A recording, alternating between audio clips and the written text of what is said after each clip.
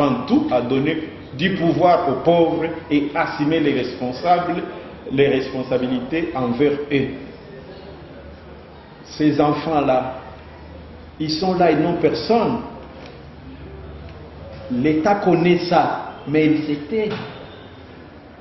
Alors on chercherait à ce que maintenant on rappelle que voici la situation des enfants. L'État va dire oui. Moi j'ai dit mettre les lois comme ça, j'ai dit il est question qu'on voit le mesure d'application de tout ça.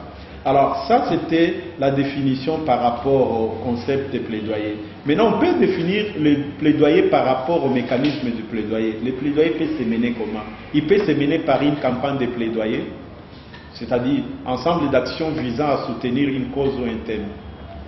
Il peut se mener par un mécanisme de changement pouvant avoir dans le secteur public ou le secteur privé. Le plaidoyer n'est pas là uniquement pour l'État, c'est dans tous les secteurs.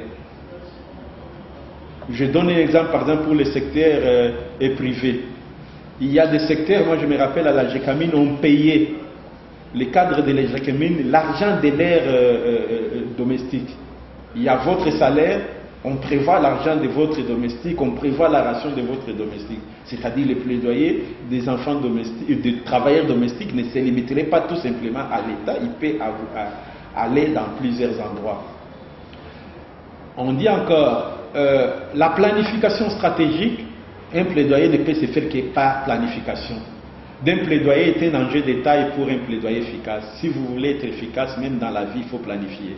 Planifier les naissances, planifier le travail, planifier les relations, même en plaidoyer, il faut la planification pour un plaidoyer efficace. Sans planification, on est vraiment foutu. Définition à la base. Le mécanisme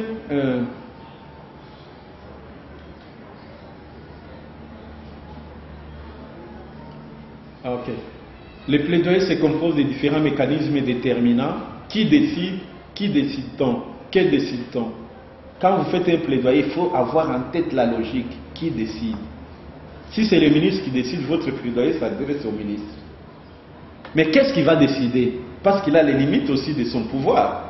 Ne lui demandez pas, vous allez au ministre des Transports, vous lui demandez ce que le ministre de l'Éducation devait faire. Alors, le principe dans la logique, qui décide? Que décide-t-on? Le mécanisme s'effectue en faveur des pauvres, reflète des valeurs essentielles telles que l'équité, la justice, le respect mutuel. Ça, c'est l'approche des plaidoyers africaines. On dit quand on fait quelque chose pour les vulnérables, quand on fait quelque chose pour les pauvres, les gens trouvent que vous faites un métier noble. C'est comme ça que Gandhi, en Inde, il disait, si les causes sont nobles, les raisons s'en suivent. Dès que vous avez des causes qui sont vraiment défendables, les moyens vont s'en suivre. Même si vous n'avez pas de moyens, les opportunités vous donneraient des moyens. C'est comme ça quand vous faites, par exemple, le plaidoyer pour les enfants domestiques. Même si parmi vous, il n'y a pas des enfants domestiques, quand les gens vont trouver que c'est une cause noble, vous verrez que vous aurez beaucoup d'alliés, beaucoup de gens qui vont vous appuyer et beaucoup de gens qui seront sensibles à cela. Alors, la définition, nous sommes sur le premier module, définition à la base de la motivation du plaidoyer. La motivation à la base du plaidoyer. Qu'est-ce qui est au sein du plaidoyer?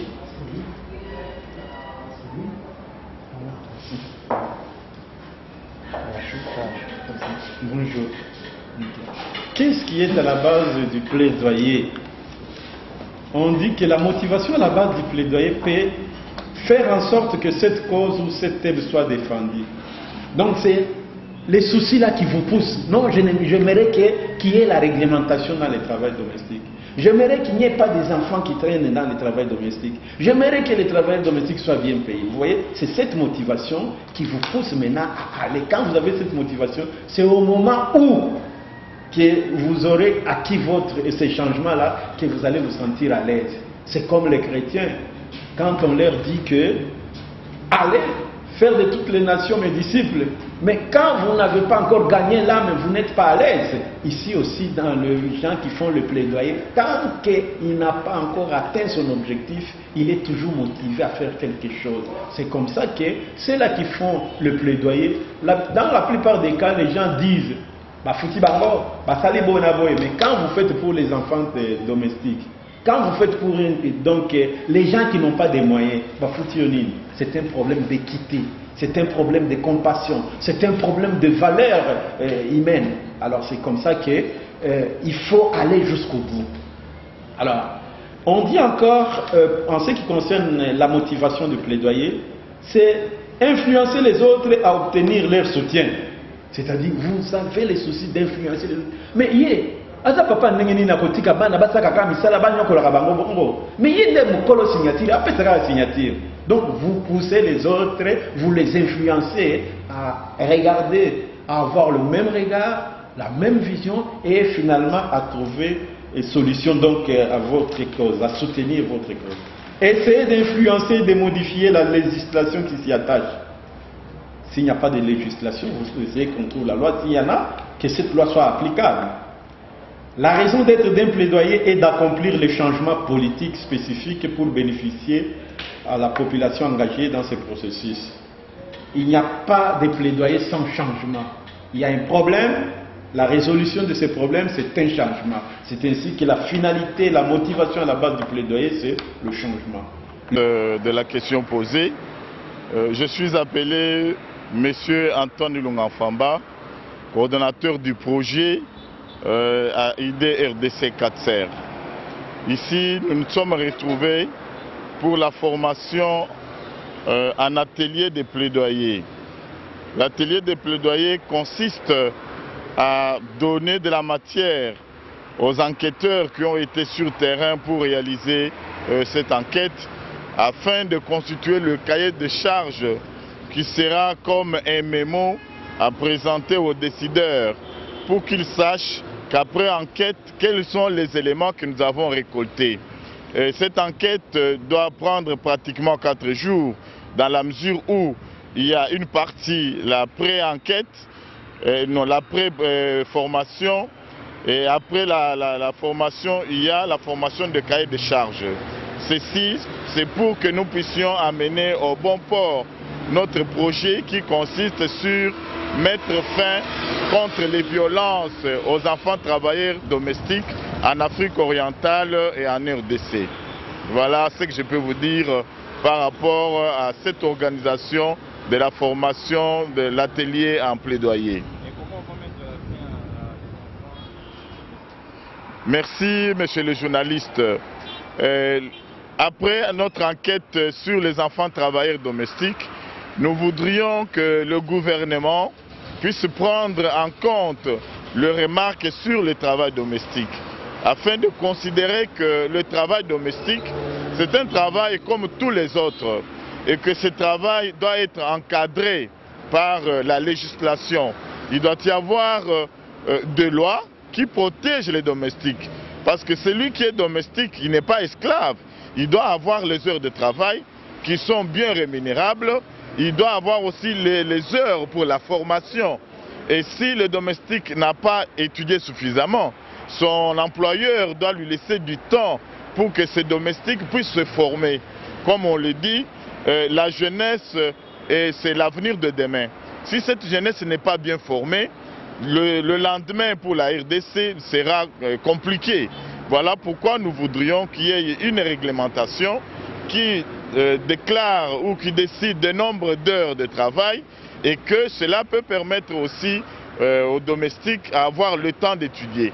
Pour ceux qui n'ont pas étudié, et ceux qui ont déjà étudié, ils peuvent avoir l'accès à certaines formations parce que dans la vie professionnelle, la formation est toujours continuelle. On est appelé à apprendre tous les jours. Même nous qui sommes responsables, nous continuons à étudier. Voilà pourquoi nous voudrions vraiment qu'il y ait une réglementation qui va bien assainir le cadre de travail domestique de façon qu'ils se sentent à l'aise dans leur domaine de travail et qu'ils soient bien rémunérés comme tous les travailleurs en RDC. Voilà ce que je peux répondre à votre question, monsieur le journaliste. Merci, monsieur le journaliste. Je vous ai dit au début de cet échange que je suis appelé monsieur Antoine Ilunga Famba, coordonnateur du projet en RDC. Merci, monsieur le journaliste. Alors, Ce module va se terminer bientôt. Je vais vous donner un peu de temps pour respirer. Souvent quand on parle de plaidoyer, les gens voient ce qu'on appelle en communication l'IEC, information, éducation et communication. Mais ici on voudrait nous dire tout simplement, c'est parmi les techniques. Dans le plaidoyer, vous pouvez utiliser l'information, vous fournissez l'information. Dans le plaidoyer, vous pouvez même éduquer les gens à faire le travail comme il faut. Dans le plaidoyer, vous pouvez communiquer et changement attendu. Donc, le plaidoyer peut avoir une approche. Vous mobilisez, vous influencez les gens. Quels sont les acteurs qui entrent en ligne de compte dans le plaidoyer? Ce sont les ONG. D'une manière, les ONG, ils font partie de ce qu'on appelle les organisations non gouvernementales. De l'autre côté, la mobilisation des fonds. Nous avons des projets comme tant d'autres projets, il faudrait les ressources. Vous êtes les ressources humaines, il faudrait aussi les ressources physiques, les cercles qui bouclent les plaidoyers. Alors, je vous demande de digérer un tout petit peu ça. Dans 5 ou 10 minutes, nous allons reprendre pour les échanges. Merci pour votre attention soutenue. Vous pouvez vous... Oui, l'essentiel de cet atelier se résume en 4 points. Le premier point, c'était l'élaboration de termes de référence. Le terme de référence par rapport à la base des données de l'enquête faite. Ensuite, par rapport à la base des données et recommandations de l'analyse du cadre légal et par rapport aussi à la sensibilisation faite au sujet des enfants domestiques, des enfants travailleurs domestiques qui sont violentés. C'est ainsi que nous sommes entrés en seconde phase d'appuyer, faire une mise à niveau aux jeunes et aux acteurs locaux afin de pouvoir mener une série de plaidoyers par rapport à la base des données de l'enquête du cadre légal qu'on avait analysé. À la fin de ces assises, nous aurons 4 cahiers de charges. Il y aura un cahier de charges qui sera adressé au ministère du Travail et Prévoyance sociale, un autre cahier de charges qui sera adressé au ministère de l'Éducation, un autre cahier de charges ça sera adressé aussi au ministère du Travail, mais en rapport avec la réglementation. Là, nous nous adresserons aussi au législateur, de sorte à solliciter une loi spécifique au travail domestique en RDC afin de pouvoir améliorer les conditions de prestations dans ces domaines. Brigitte, je suis enquêtrice de l'IDEI. Donc c'est nous qui avons fait la première phase, les enquêtes dans la première phase. Ouais. Bon, nous nous sommes rencontrés à beaucoup de difficultés de la part des travailleurs domestiques et nous avons fait 2 rapports et dans nos rapports, nous voulons qu'il y ait une loi que les législateurs pensent aussi à eux parce que les législateurs ont prévu de lois. Par exemple, sur les contrats de bail, quand il y a des conflits entre le bailleur et le locataire, il y a le service d'habitat qui s'occupe d'eux. Mais concernant les travailleurs domestiques, en tout cas, nous ne voyons aucune loi. Oui, c'est comme ça que... Je fais partie des participants. Je viens de la commune de Mongafula et je suis de la structure Bokolissi. Aujourd'hui, laissez-moi vous dire la vérité que c'était une séance très riche pour moi parce que ça m'a permis naturellement de renforcer mes capacités en termes de technique de plaidoyer. Et par rapport à tout ce que nous avons appris ce matin, je suis maintenant convaincu que je suis apte, je suis habile de pouvoir faire un travail qui peut permettre d'amener la voix des personnes qui sont en souffrance par rapport à des situations données et élever les voix de ceux-là afin que les autorités attitrées puissent apporter des solutions à ces problèmes.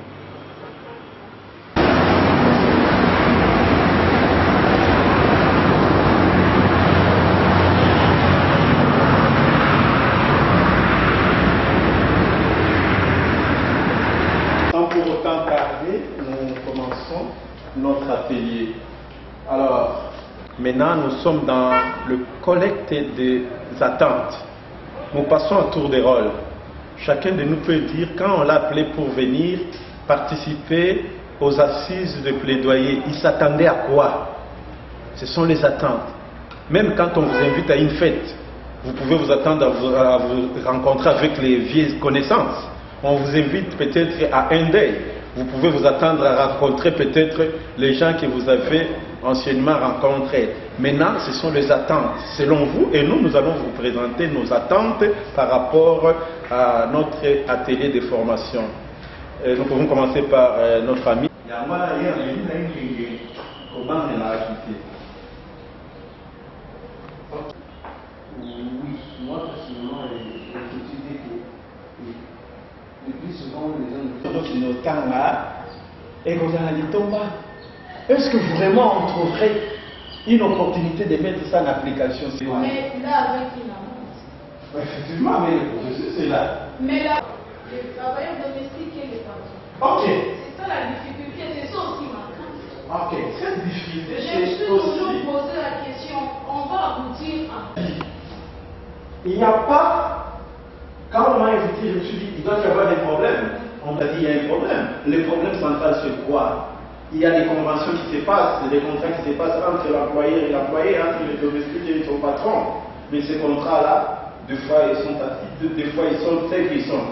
Pourquoi? Parce qu'il n'y a pas de mesures d'accompagnement, il n'y a pas d'arrive à avoir des lois spécifiques à de telles situations pour protéger, que ce soit les enfants. S'il y a des lois qui disent que dans ces domaines, on ne peut pas avoir un enfant qui va travailler là-bas.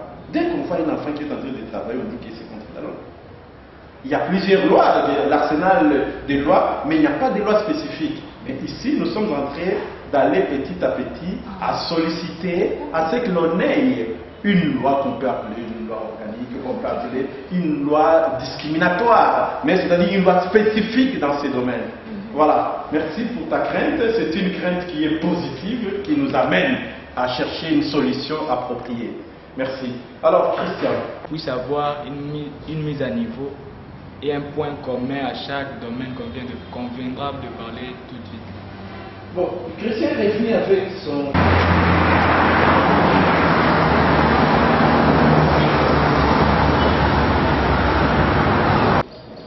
C'est lui le point focal.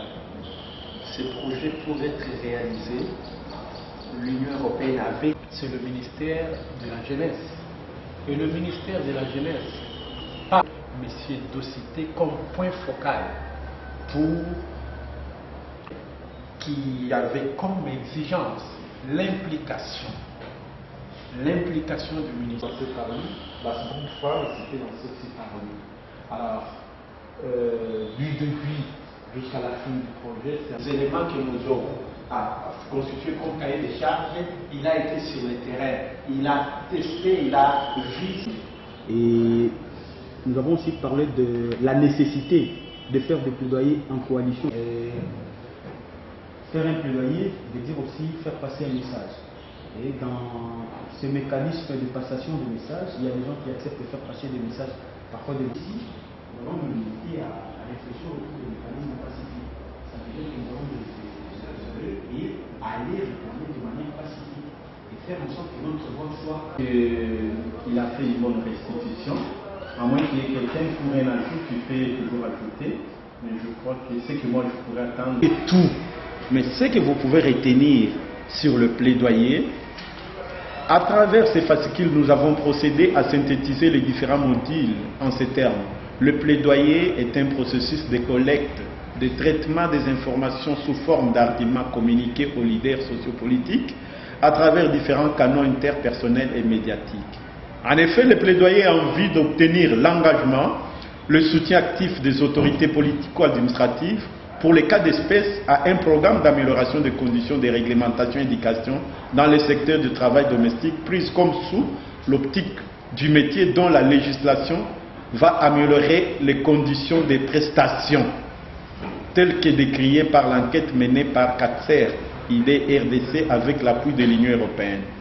En outre, l'implication de la communauté ainsi que les autorités à cette cause commune prépare la société à accepter que le programme de l'enfant, que la place de l'enfant, c'est à l'école et en famille afin de préparer son avenir pour un développement durable.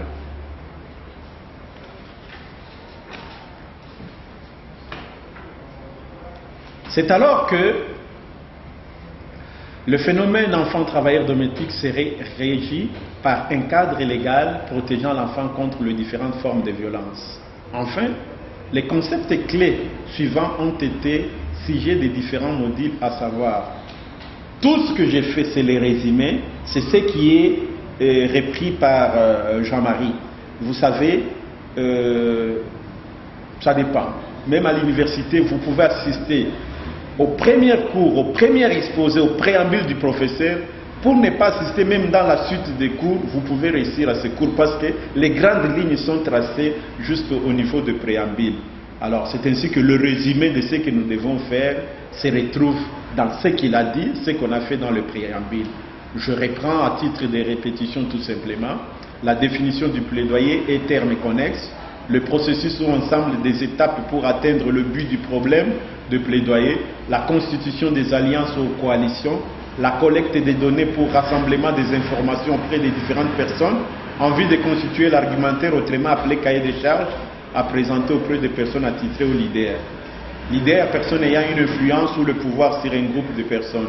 Les canaux de communication, moyens que nous utilisons pour faire passer l'information, la planification, la détermination sur le questionnement, quand mener le plaidoyer, avec qui mener le plaidoyer et où déposer les cahiers de charges. Ok. Le TDR, le terme de référence que nous avons apprêté pour travailler sur le cahier des charges que nous allons produire au cours de ces assises, ont comme grand point le contexte et justification. Les contextes des cahiers des charges que nous allons faire se retrouvent dans le projet que nous avons dit mettre fin à la violence contre les enfants travailleurs domestiques en Afrique orientale et la RDC par la réglementation et l'éducation. C'est-à-dire les plaidoyers tels que nous sommes en train de préparer les cahiers des charges, c'est par rapport au projet ici qui était appuyé par l'Union européenne. Alors maintenant, c'est dans ce contexte-là. Ce projet a eu tout simplement 4 grandes activités. La première activité, ce sont les enquêtes. Quand nous parlons des enquêtes, il y a même la formation des enquêteurs là-bas. Les enquêtes nous ont donné tout ce que nous aurons à entendre de nos amis qui ont mené les enquêtes. Donc, ce qu'on appelle les données. Nous avons une base de données pour les enquêtes. En dehors des enquêtes, il y a eu un consultant, une dame consultante, elle est juge pour enfants, il travaille au tribunal pour enfants. Elle a analysé ce qu'on appelle les cadres légaux pour la protection de l'enfant travailleur domestique. On a trouvé qu'il n'y a pas de loi spécifique qui protège l'enfant travailleur domestique. C'est pour cela que vous voyez, Maman Brigitte revenait en charge toujours. Non, ce n'est pas comme dans les contrats entre les bailleurs et les locataires. Non, ce n'est pas comme ça. C'est-à-dire, il y a quelque part là, quelque chose qu'il faudrait faire.